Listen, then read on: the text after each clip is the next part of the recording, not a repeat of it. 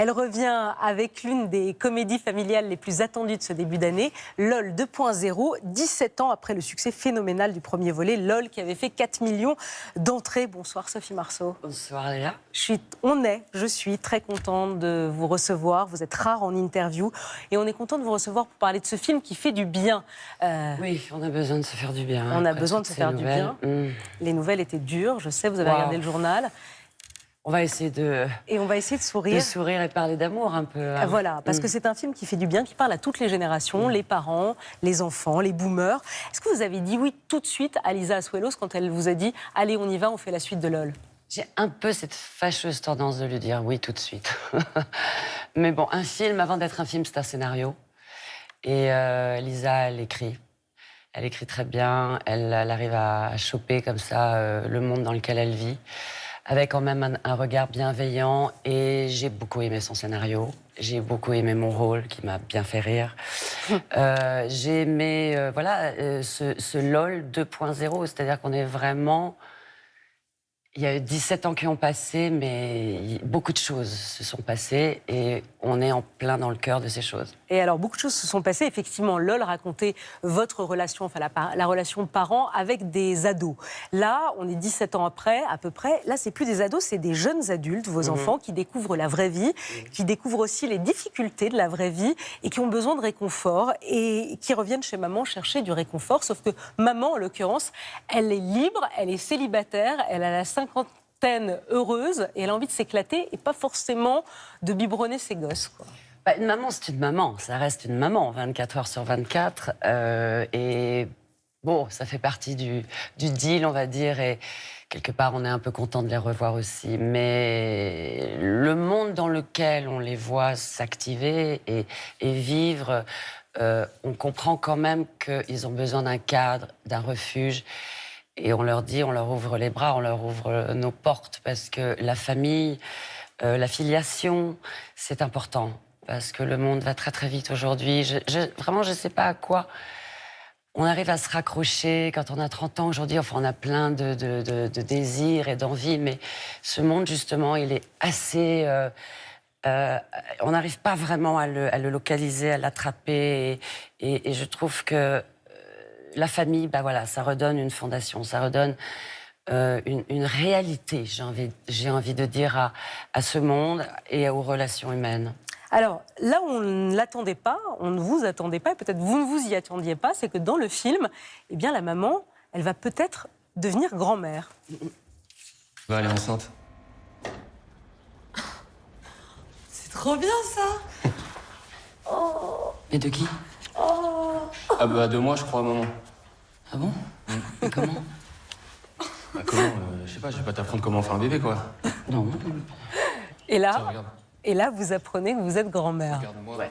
Et quand vous avez lu le scénario, vous n'avez pas dit, là, elle charrie de me faire passer, parce que Sophie Marceau, grand-mère, on ne le voit pas tout de suite, là, comme ça. Ah, bah, bien sûr, je pourrais être grand-mère déjà depuis un petit moment. Enfin, grand-mère en soi, je sais pas trop, pas encore en tout cas ce que ça veut dire, mais c'est une étape, on va dire, dans la vie qui arrive peut-être pas forcément au moment où on l'attend. En tout cas, c'est le cas de Anne, qui s'attendait effectivement à profiter un petit peu du fait que ses enfants sont grands, s'assument, et qu'elle va pouvoir effectivement profiter un peu de sa vie. Et en dehors du fait que sa fille déjà revient à la maison, son fils lui apprend qu'il va être papa. Donc ça fait un petit peu beaucoup, ouais. Oui, elle a du mal au début à Elle a un petit peu de accepter d'être grand-mère. Parce qu'elle vit encore à son rythme, si j'ose dire. Et comme je disais, le monde va de plus en plus vite, parce qu'il n'y a pas que ça. Il y a le travail aussi, il y a des nouveaux qui arrivent. Enfin, elle est un peu décalée, elle est un peu... Et moi, je la trouvais touchante, parce que voilà, on est souvent dépassé par ce qui nous incombe, hein. Elle est dépassée par à peu près tout, mais elle gère aussi à peu près tout, comme beaucoup de femmes. Dans le film, vous demandez à votre ex-mari, avec qui vous vous entendez très bien, et qui va se remarier avec une jeune de 25 ans, vous lui dites pourquoi les hommes ont plus de facilité à refaire leur vie. Est-ce que vous le pensez, ça, que les hommes ont plus de facilité à refaire leur vie? Je crois qu'ils ont plus d'utilité à refaire leur vie que de nécessité. Enfin, j'ai l'impression, ouais. Les femmes ont appris à assumer beaucoup de choses et elles arrivent aussi à s'assumer très très bien seules, et même quelque part, c'est pas mal, quoi, d'avoir que soit à s'occuper, on va dire.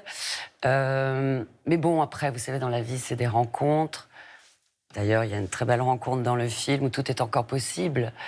Bien sûr, l'amour n'a pas d'âge, je crois. Le film parle des angoisses des jeunes aussi. Est-ce que vous diriez que c'est plus difficile aujourd'hui d'avoir 25 ans qu'il y a 20 ou 30 ans? J'ai pas 25 ans, je ne vis pas dans ce monde avec lequel ils sont nés, eux, ils en font partie et j'espère qu'ils vont en faire quelque chose et je suis sûre de ça parce que ils ont beaucoup de... parce que la communication, justement, ils sont un peu au courant de ce qui se passe et je Le trouve portable est partout dans le film. Le portable est partout. Il n'y a on quasiment l'a pas toujours un avec plan nous. où, que ce soit vous, vos enfants... Nous, on n'a pas tout le une heure temps. dans notre vie sans nos portables, quoi. Voilà. Cela dit, ils ont envie de communiquer, ils ont envie de créer, ils font de la musique, ils ont envie de tomber amoureux. Ce sont des gens très vivants. Et moi, je crois à la vie plus fort que tout et je leur fais confiance pour arriver...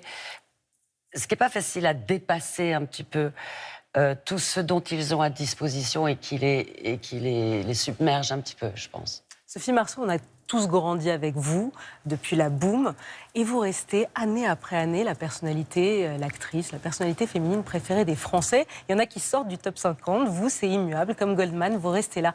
Est-ce que c'est grâce ou à cause de votre liberté de ton, de ce franc-parler, de ce côté naturel, cash que vous avez, qui crée ce lien avec les Français? Écoutez, franchement, je sais pas. Je sais pas. C'est effectivement, moi-même, j'ai l'impression d'avoir une très grande famille et ça se passe tellement bien. Et heureusement, parce que ça fait quand même longtemps, c'est pas quelque chose que je recherchais, la célébrité. Ça fait partie de ma vie complètement aujourd'hui et j'ai envie de dire merci parce que vous me la rendez quand même très agréable. Voilà. Et ça me touche, évidemment. Mais pour vous expliquer, non, ça me dépasse un peu. La liberté de ton, vous dites que ça vient de votre mère. Le franc-parler, ça vient de votre mère. Oui, enfin, oui. Et puis peut-être on se sentait moins visé avant. Aujourd'hui, on est un peu méfiant de tout ce qu'on dit, on peut être repris, tout ça. Moi, j'ai pas très envie de penser à ça. En même temps, je pense qu'on est quand même dans un pays où on peut dire les choses. Il faut rester poli, bien entendu, et pas utiliser la force ou la bêtise. Mais vous savez, d'être connu aussi, ça vous quelque part vous oblige à une petite tenue quand même de conduite. Je veux pas dire aux gens ce que je pense politiquement, parce que non, mais avoir une forme de reconnaissance et de savoir dire merci. Je pense que si les gens savaient se dire merci plus souvent, plutôt que de se faire la guerre, ce serait un grand pas.